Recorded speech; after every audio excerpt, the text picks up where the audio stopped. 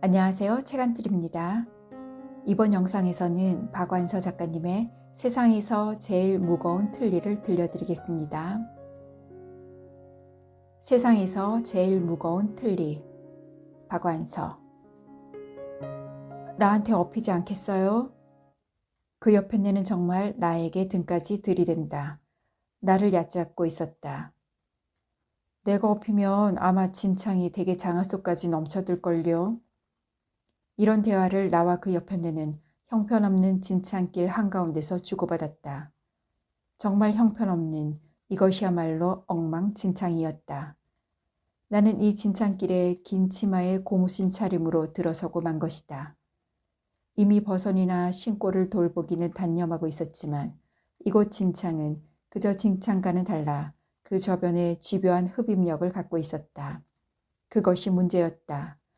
내 발을 빨아들여 도무지 놔주려 들지 않았다. 천신만고 발을 빼면 영락없이 고무신은 진창 속에 남게 마련이었다. 다시 고무신 속에 발을 넣어 끌어올리자니 그 고초가 이만저만이 아니었다. 그러니 내 보행인들 얼마나 더뎠겠는가. 그 옆편네와 나는 처음부터 동행이었던 것은 아니고 진창 속에서 헤매고 있는 나를 장화를 신은 그녀가 뒤에서 따라온 것이었다. 그렇다고 그녀와 내가 아주 생면부지의 행인길이냐 하면 그렇지도 않아 한 동네 한 이웃에 살면서 말을 건네보기만이 오늘 이 엉망진창 속에서 처음이었다. 우리 집 장독대에 올라가 장을 뜨려면 그녀의 뒤뜰과 뒤뜰로 면한 그녀의 남편의 화실이 보였다. 늘 고담한 물빛 항아리를 그리던 부수수한 사나이. 그림에 대한 안목이 별로 없는 나는 그가 늘 같은 그림만 그리고 있는 것 같이 보일 만큼 그는 늘 항아리만 그렸었다. 그의 화실에는 참 여러 모습의 항아리 그림이 첩첩이 늘어갔다. 그러던 것이 요즘은 통 화가가 보이지 않더니 그림까지 치워지고 그 방에는 딴살림이 들어섰다. 방을 새놓은 모양으로 좁은 뒤뜰에 움막 같은 부엌까지 생겼다. 그러자 장독대에 올라가는 나에게 장을 뜨는 것 외에는 아무런 뜻도 지닐 수 없게 되고 말았다. 이렇게 남의 안살림까지 엿볼 수 있게 집길이는 다 붙었으면서도 대문은 좀 멀어 윗골목과 아랫골목으로 나뉘어 있었다. 그래서 아마 그녀와 사귈 기회가 없었나 보다. 이걸로 신을 동여매요. 그녀는 핸드백을 뒤적이더니 나일론 끈을 꺼내서 나에게 주며 친절하게도 내 상반신을 부축까지 해주었다. 나는 이미 버선과 신의 구별도 없이 뻘건 진흙투성이인 발에 그래도 신을 동여맸다. 그리고 둘이 같이 걷기 시작했다. 한결 걸음을 옮기기가 수월했다. 그럼 대개 소리도 저 학교에? 나는 아직도 망망한 진흙탕 저 건너 언덕에 자리 잡은 A여중을 턱으로 가리키며 물었다. 그녀는 고개만 끄덕이고 나는 나도 모르게 한숨을 크게 토해내고 말았다. 그녀의 딸 서리는 절름발이었다. 외발을 앞으로 내디딜 적마다 넓적다리서부터 흐느적 흔들리는 꼴이 금세 고꾸라질 듯이 불안해 배는 까느론 꽤 잘 걷는 편이었는데도 비 오는 날이라든가 길이 미끄러운 겨울날 같은 때는 곧잘 처녀티가 나게 다 큰 서리를 자목 가뿐히 업고 등교하는 그녀의 모습을 볼 수 있었다. 그런 그녀에게선 이상하리만큼 조금도 모성애의 센티메탈한 면의 노출이 느껴지지 않아서 좋았다. 미소로울 뿐 결코 치근하지는 않았다. 나는 아직도 가을 소풍날을 잊을 수 없다. 잡부금 일소라나 그래서 소풍도 입장료나 교통비가 필요 없는 화기사로 정해졌다. 내 딸 연희는 국민학교 마지막 소풍이니 엄마도 같이 가자고 졸라 따라 나섰더랬는데 서리 엄마도 있었다. 서리의 신체적 특징 때문에 나는 서리의 이름을 알고 있을 뿐 연희와 서리도 친하지 않았고 별로 사교적이 못 되는 나는 이날도 바로 이웃인 그 옆편네와 인사를 나누질 못했다. 차라리 결석을 시킬 일이지. 나는 서리가 한쪽 발을 흔들흔들며 찔룩거리는 게 측은하다 못해 화가 나서 서리 엄마가 퍽 주책 없는 여자로 여겨졌다. 서리는 미아리 상거리까지 잘 따라가다 차차 뒤지기 시작했다. 그러자 서리 엄마는 냉큼 서리를 엎더니 줄곧 앞장서서 갖가지 신나는 노래를 선창하며 가는 것이었다. 덕택에 우리는 조금도 피곤한 줄 모르고 어깨춤을 추며 잘 걸었다. 아까 그 여편네가 자기에게 어필하고 등을 내밀었을 때만 해도 나는 장화가 넘칠 것을 걱정하면 했지. 어른이 어른을 업자는 것을 아무렇지도 않게 받아들였던 것도 그녀의 이런 인상 때문이었을 게다. 서리는 바로 이웃의 큐 여중에 넣을 수도 있었잖아요. 신체 불구아에게 주는 특전으로. 그녀는 대답 없이 나보다 조금 앞서 진탄길을 성큼성큼 잘도 걷는다. 나는 왠지 다시 한번 가을 소풍날의 그녀를 생각하면 어쩌면 굳이 불과의 특전을 거부한 심보는 소풍날 결석을 안 시킨 심보와 같은 게 아닐까. 그런 심보를 도저히 이해할 것 같지 않은 채 고개를 갸웃거려 본다. 설마 아침에 이 길을 서리 혼자 보내진 않으셨겠죠? 나는 진창에 깊숙이 빠져 허우적대던 한쪽 발을 겨우 빼며 그녀의 뒤통수에다 대고 악을 썼다. 그러면요. 아침에 데려다주고 볼일 보고 다시 오는 길이랍니다. 아침나절엔 얼어서 이렇진 않더군요. 낮엔 어지간할 거다 싶어 미리 장화를 신었더니 한결 편하군요. 그녀는 내가 장화를 못 신어 화를 내고 있다고 생각했던지 이렇게 자기 장화 변명을 했다. 천신만고 도달한 A 여중은 담도 없이 을씨년스럽게 겨우 연화문계의 교실을 갖춰놓고 있었다.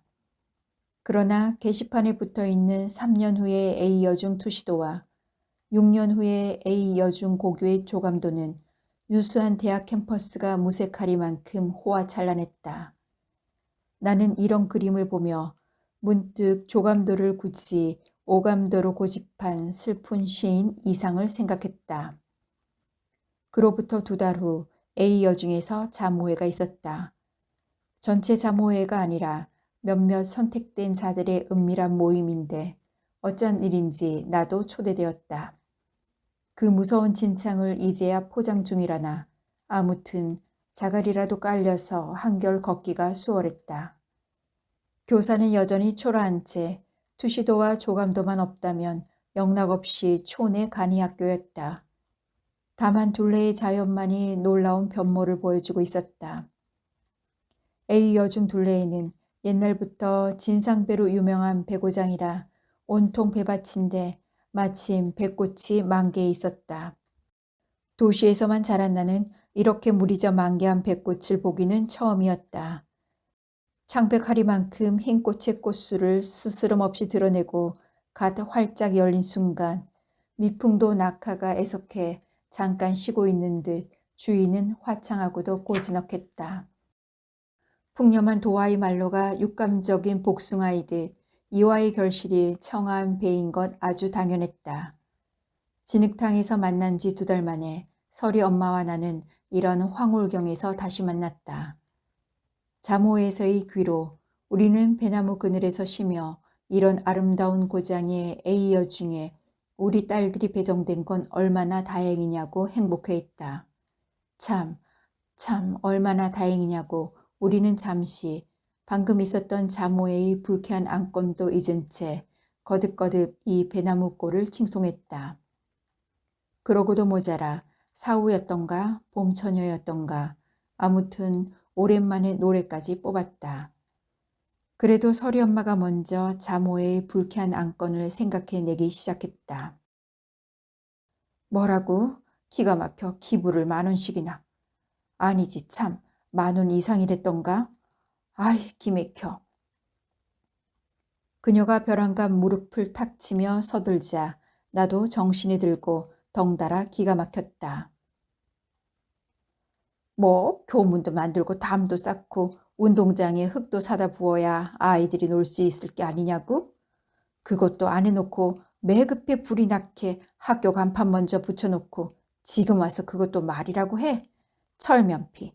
뭐 10,000원씩? 아니 그 이상이랬지. 아이 분해. 물론 나도 분했다. 왜 연희 엄만 가만히 있었어? 딴 년들도 그렇지. 손톱에 빨간 칠만 하면 제일인가? 아가린 덧다 멋들 한우. 이제 막 욕이다. 나는 고개를 떨구고 완전히 돼지의 폼이다. 자기는 왜 가만히 있었느냐고. 차마 그 말 한마디도 못하고 내가 손톱에 물 안 들인 것만 천만다행으로 행여 그년들 속에서 나만은 제외됐거니 여긴다.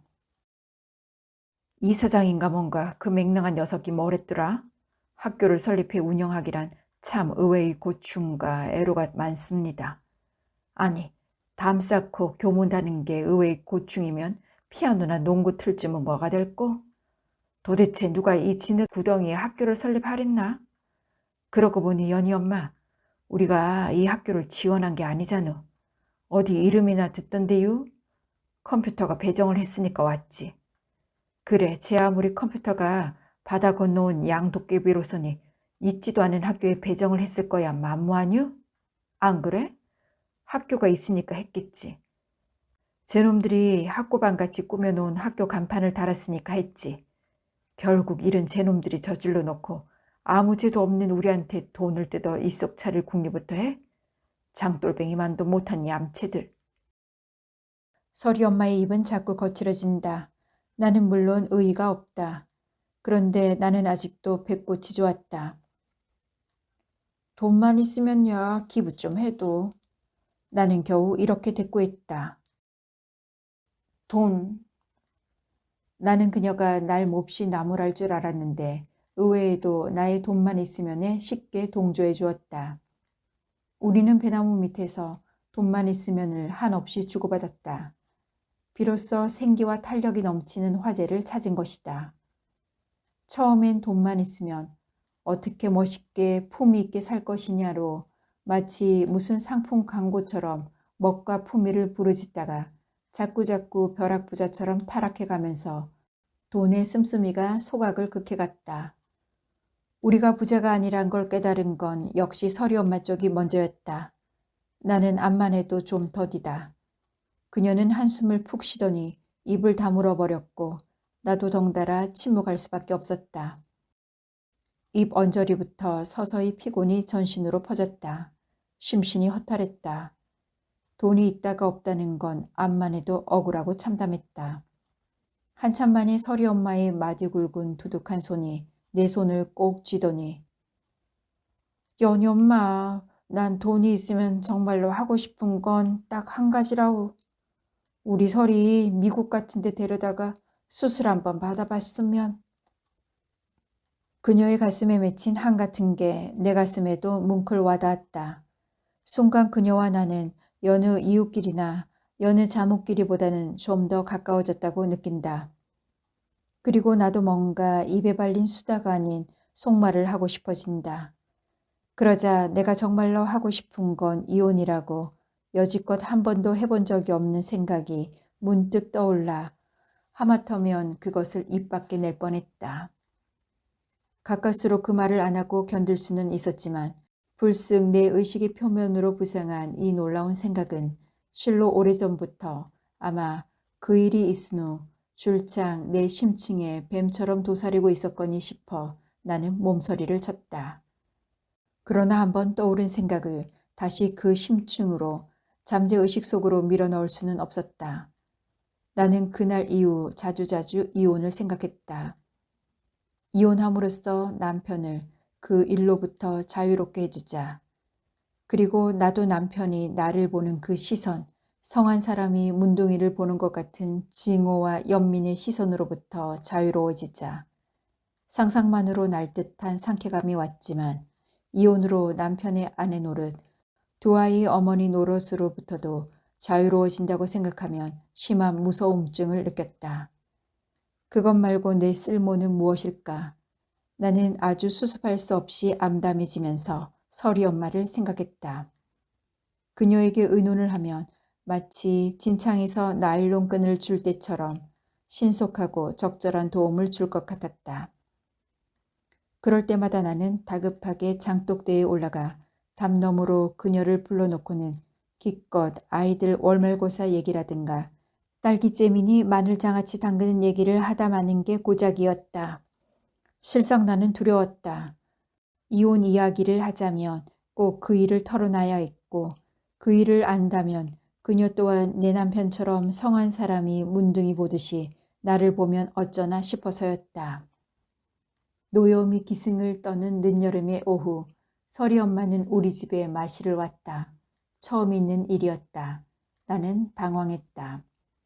손바닥만한 마당에 심어놓은 일년초들은 미처 개화나 결실도 못 본 채 노랗게 시들어가고 유리창은 부옇고 커튼은 바랜 채였다. 때맞춰 쏙가지고 물을 주고 하는 최소한의 보살핌조차 못 받은 채 시들어가는 꽃밭에서 옆배는 안주인의 나태랄까, 메마름이랄까, 이런 생활의 황폐는 꽃밭 말고도 우리 집 도처에서 민망하도록 비죽대고 있었다. 그러나 그녀는 손에 일거리를 가져서인지 제대로 집 한번 휘둘러 보지 않은 채 마루에 앉아 일손을 계속했다. 나는 비로소 그녀가 얼마나 레이스 뜨기에 놀라운 솜씨를 가졌나를 보았다. 어머, 예뻐라. 뭐 할 거예요?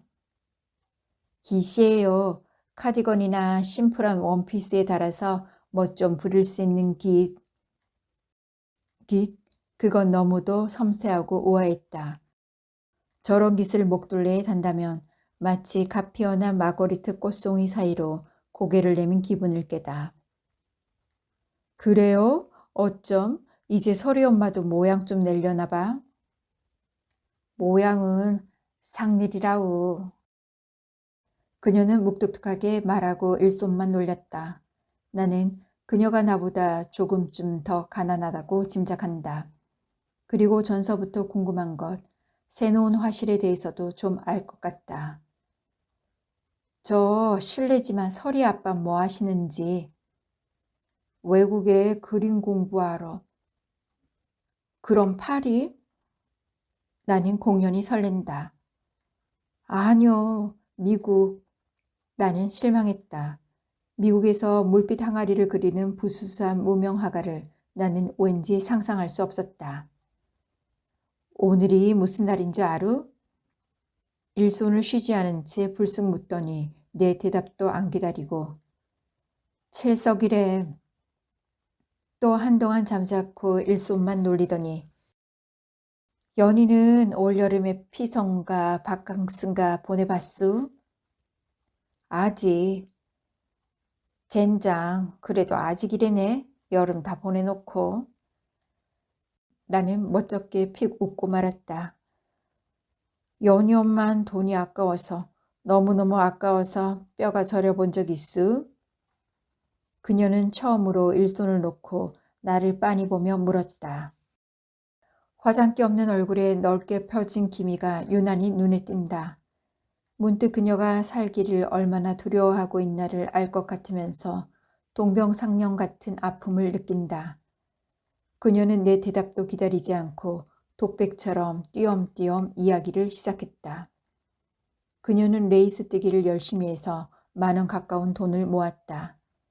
서리를 데리고 2, 3일 물놀이를 즐기려고 실상 그렇게까지 하지 않고는 집세와 약간의 이자 놀이쯤으론 시어머니 모시고 모녀가 겨우 먹고 살기가 고작이었다. 그런 돈에서 5,000원을 오늘 시어머니가 무당집에 가서 7월 7석 치성을 드려야겠다고 가지고 갔다는 것이었다. 드리지 말지. 요새 세상에 치성은 무슨. 나도 그 돈이 무척 아까워서 악을 썼다.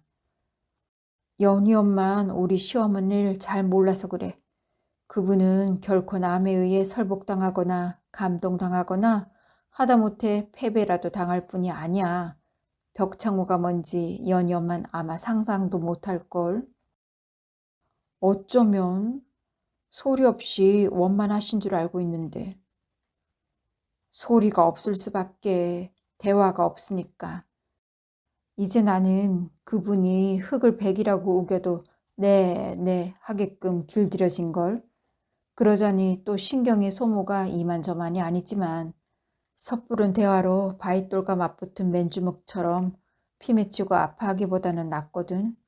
그렇지만 오늘 일은 너무 억울해요. 나는 그녀를 위로하고 싶었다. 그리고 나는 알고 있었다. 여자들끼리의 진정한 의미의 성에 있는 위로가 무엇인가를. 그것은 오직 자기보다 좀 더 불행한 경우를 목격하게 하는 것뿐이다. 이렇게 해서 나는 그녀에게 내 이야기를 할 수 있는 기회를 얻은 것이다.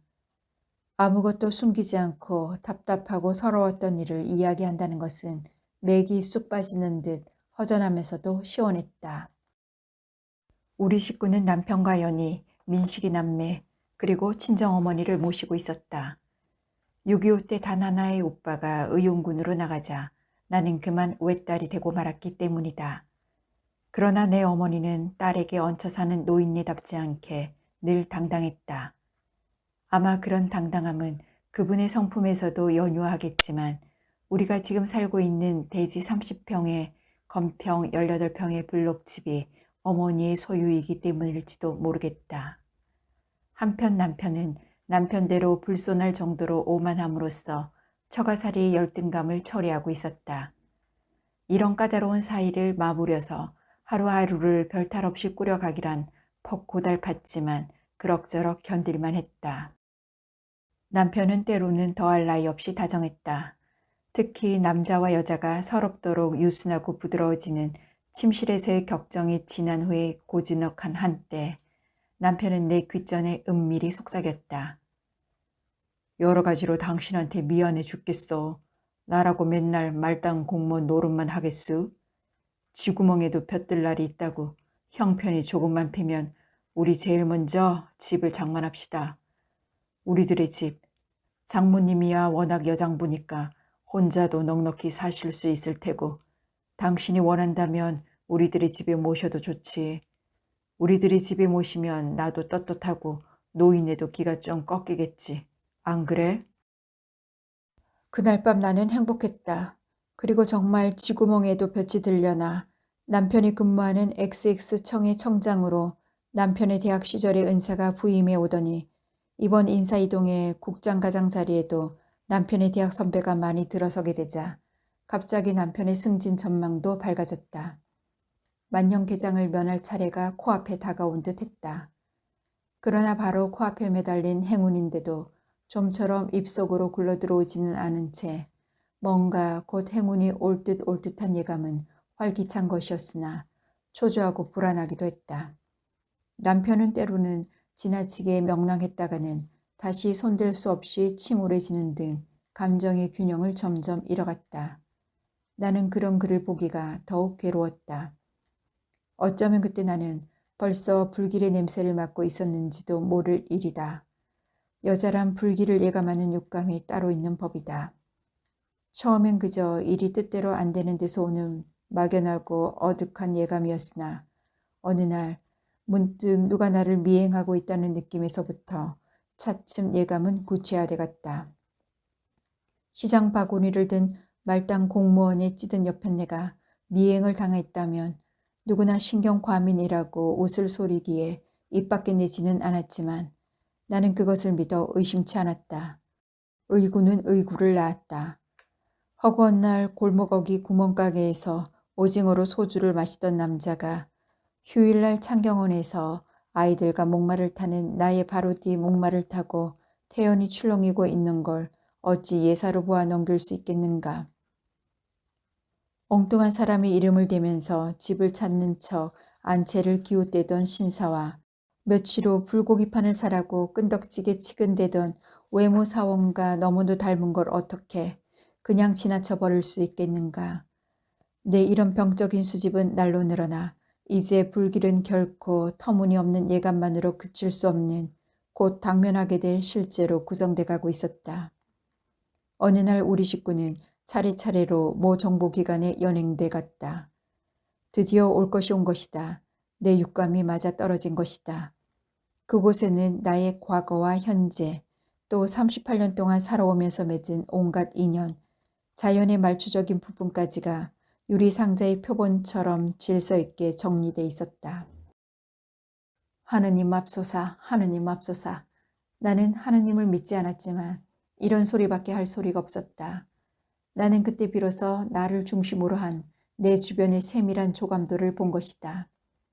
채광이 시원치 않은 음침한 방인데도 굳이 선글라스를 쓰고 있는 나를 신문하는 그 기관원의 눈앞에서 나는 자꾸 벌거벗은 듯한 착각을 느끼고 수치감으로 몸을 떨었다. 그는 냉엄하고 자신에 차 있었다. 여북해야 나는 내가 알고 있는 나보다 그가 알고 있는 내가 훨씬 더 진짜 나련히 여기고 있었다. 그는 내가 망각한 것까지 6.25 때 피난 갔던 외가댁 마을 이름까지 또 비교적 손이 번성한 외가에 하고 많은 사촌에서 10몇 촌까지 친척 이름까지 낱낱이 알고 있었다. 그는 너무도 완벽히 알고 있었다. 내 앞에 내 기억력은 여명의 별들처럼 빛을 발해갔다. 내 기억으로 내 외당숙이 조성구였지만 그가 조정구라니 조정구가 틀림없나 싶었다.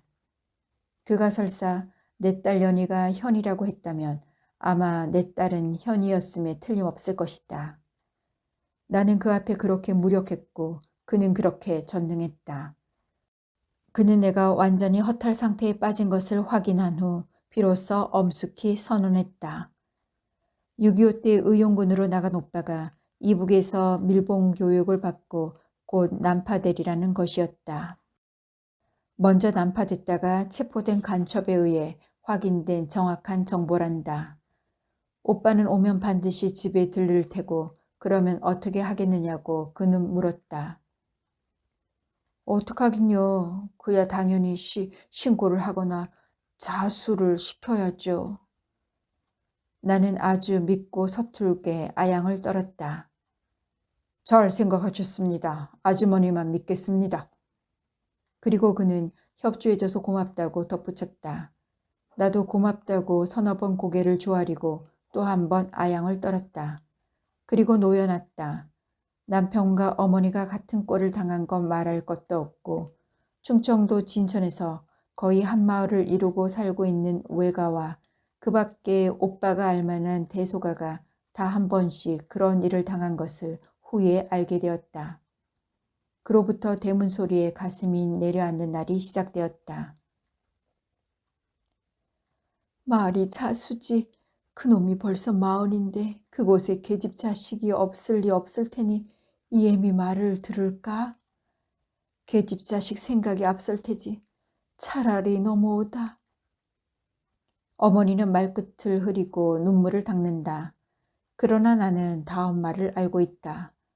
나도 방금 그런 생각을 하고 있었으니까. 어머니보다 훨씬 진작부터 그런 생각을 하고 있었으니까. 넘어오다 차라리 사살되었으면 하고. 간첩이 된 혈연가의 상봉이 몰고 올 사건과의 당면이 두려운 나머지 18평 블록집 속의 안일이 소중한 나머지 어머니와 나는 마녀보다도 더 잔인해졌다. 그러나 오빠가 나타나기 전에 이미 그 전능한 선글라스에 의해 18평 블록집의 안일은 빼앗긴 거나 마찬가지였다. 남편이 점점 거칠어지며 폭음이 잦아졌다. 장가를 잘못 가서 신세를 망쳤다는 것이다. 간첩 처남을 두었으니 무슨 수로 승진을 바라겠느냐. 승진은커녕 언제 모가지가 날름 날아갈지 몰라 전전긍긍하다가 집구석이라고 찾아 들어와야 언제 또 간첩 처남이 돌아와 총을 들이댈지 모르니 술이라도 안 마시고 어쩌겠느냐고 고래고래 고함을 쳤다. 정말 그런가. 남편은 승진은커녕 계장급이면 돌아가면서 한 번씩 자재 구입이다 시찰이다 해서 외국 바람 쐴 기회가 오게 마련인데 그런 데서까지 번번이 제외되었다. 남편은 점점 더 폭음으로 난폭해지고 술이 깼을 때의 그는 나를 대하기를 성한 사람이 문둥이 보듯 증오와 연민으로 대했다. 그것은 도저히 견디기 어려운 수모였다. 내 이야기를 다 듣고 나서도 설이 엄마는 나를 성한 사람이 문둥이 보듯이 보지는 않았다. 그러나 신통한 도움도 줄여들지도 않았다. 겨우 한다는 소리가 에이 지긋지긋해. 살아가기 말도 많고 탈도 많고 걸기적대는 것도 많은 놈의 세상. 당신이나 나나 어디로 헐헐 이민이나 갈까? 나는 물론 반대했다. 이민이 어디 그렇게 떡 먹듯이 쉬우냐고. 대꾸해줘도 되는 것을 마치 훤히 트인 이민길을 굳이 거절이라도 하듯이 모든 출국을 여행이건 유학이건 이민이건 이 나라에 돌아와서 봉사할 것을 전제로 하지 않은 도피성 띤 모든 출국을 맹렬히 매도했다. 그동안 38에 찌든 여편네는 주치성인이 사대 주인이 하는 어려운 말을 몇 번이고 써가며 마치 금메달을 목에 걸고 태극기를 우러러는 올림픽 선수보다도 더 애국적이었다. 내가 이렇게 열렬하게 애국적인 동안 그녀는 깃을 하나 다 떴다. 그리고 담담히 돌아갔다. 어떤 가을날 그녀는 불쑥 나에게 설이 아빠가 미국에서 보험회사에 취직을 했다고 알려준다. 보험회사라니. 물빛 항아리를 그리던 남자, 나에게 남아있던 소녀적인 것의 마지막 우상은 이렇게 해서 허물어졌다. 그의 겨울 그녀는 까다로운 출국 수속을 하느라 또 영어도 배우러 다니느라 몹시 바쁘더니 다시 한번 배꽃이 필 즈음 마침내 수속을 마치고 2장의 비행기표까지 끊어놓고 날짜만 꽂게 되었다. 나는 그녀에게 어떤 선물을 할까 곰곰이 생각했다. 38의 여편네의 마지막 센티는 뭔가 물질적인 것 말고를 궁리하고 있었다. 나는 장 위에서 몇 년째 먼지를 뒤집어 쓰고 있는 옛 트렁크를 꺼냈다.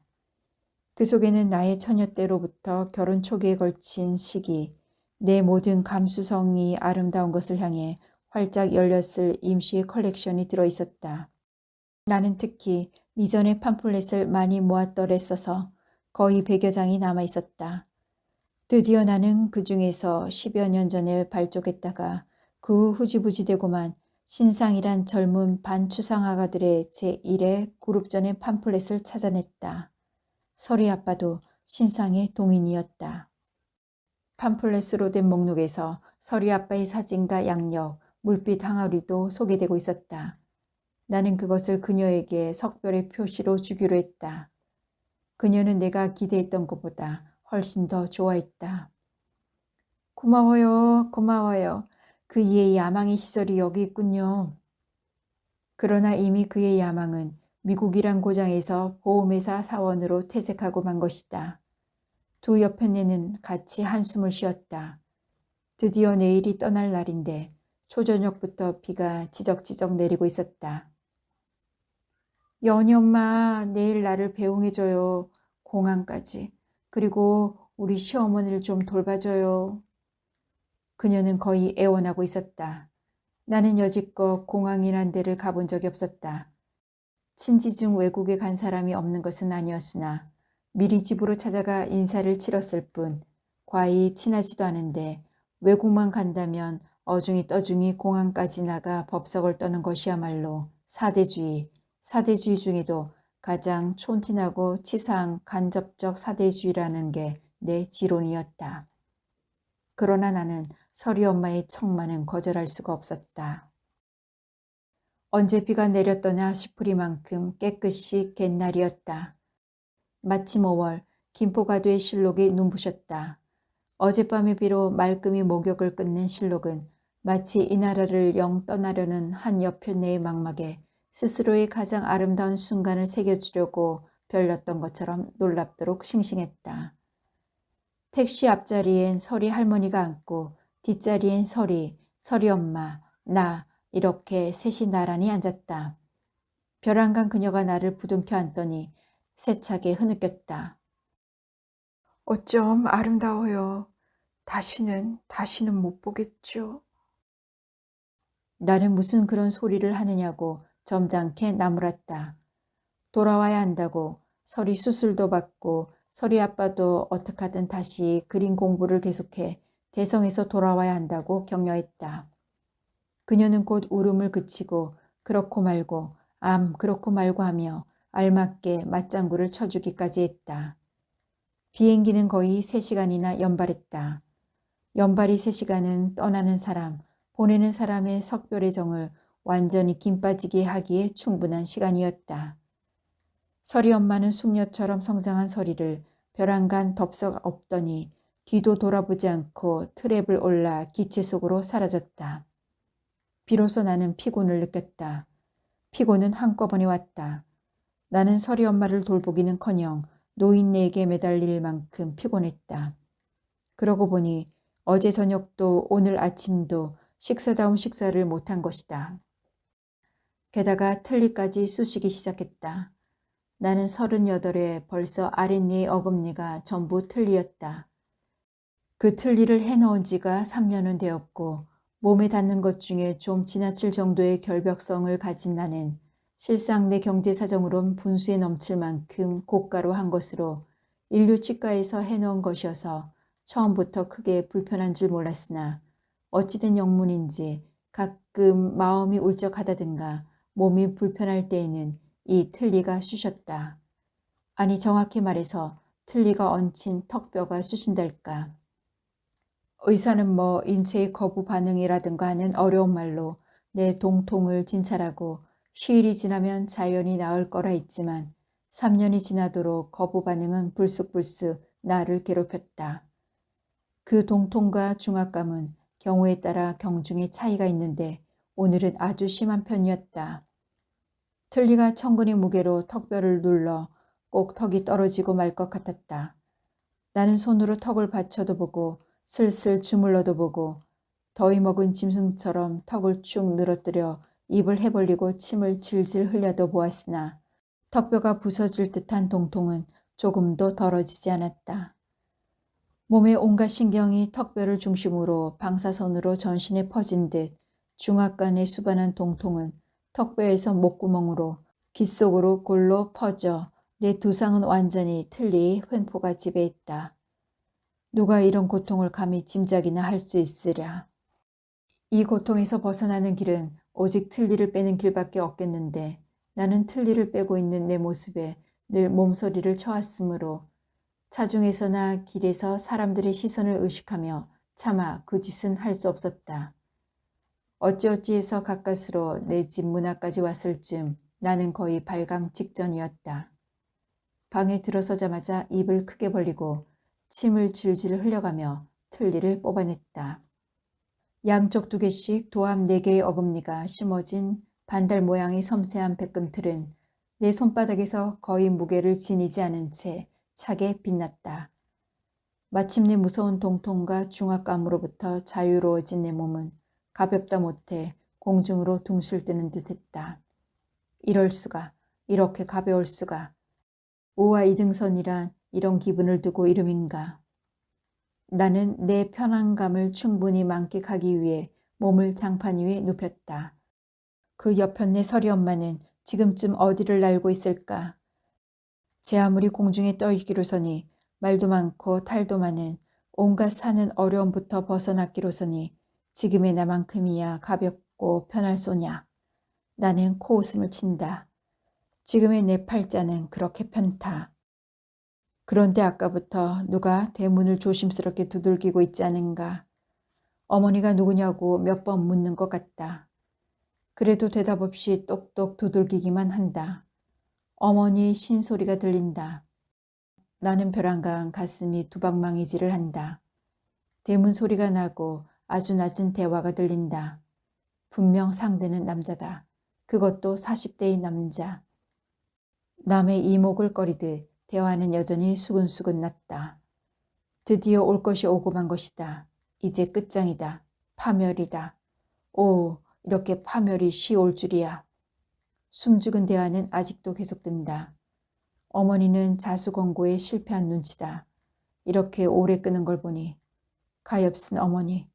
어쩌면 그 남자는 어머니에게 도리어 월북을 권하고 아니 협박하고 있는지도 모른다. 혹시 강제로 납치하려는 거나 아닌지. 그렇게끔 내버려 둘 수는 없지. 나는 벌떡 일어난다. 그 남자와 죽든 살든 결판을 내고 말 테다. 나에게 그 남자는 이미 조금도 오빠일 필요가 없다. 그냥 그 남자다. 막 나가려는데 어머니가 문을 걸고 돌아 들어온다. 아유, 별 끈덕진 사내도 다 봤네. 월부책을 사라고 어찌나 조르는지. 말이 그렇게 청산유 쓰고 신수도 힘을 같은데 고작 월부장사밖에 해먹을 게 없나. 쯧쯧. 나는 다시 장판방에 눕는다.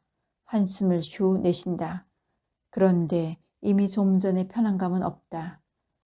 옴짝달싹 할 수 없으면서도 펄펄 뛰지 않고는 또 못 베길 것 같은 중압감과 동통이 여전하지 않은가. 이미 입속엔 빼버릴 틀리도 없는데 빼버릴 틀리가 없기에 그 고통은 절망적이다. 나는 비로소 깨닫는다. 여지껏 얼마나 교묘하게 스스로를 이중 삼중으로 기만하고 있었나를. 내 아픔은 결코 틀리에서 기인한 아픔이 아니었던 것이다.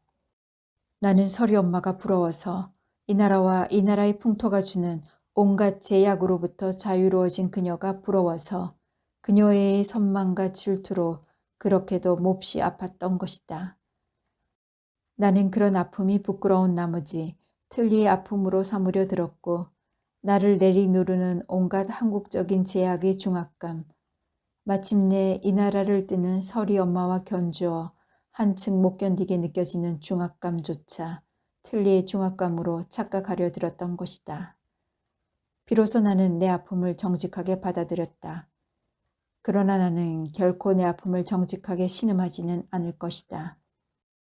정교하고 가벼운 틀니는 지금 손바닥에 있건만 아직도 나는 이 세상에서 제일 무거운 또 하나의 틀니의 중압감 밑에 옴짝달싹 못하고 놓여진 채다.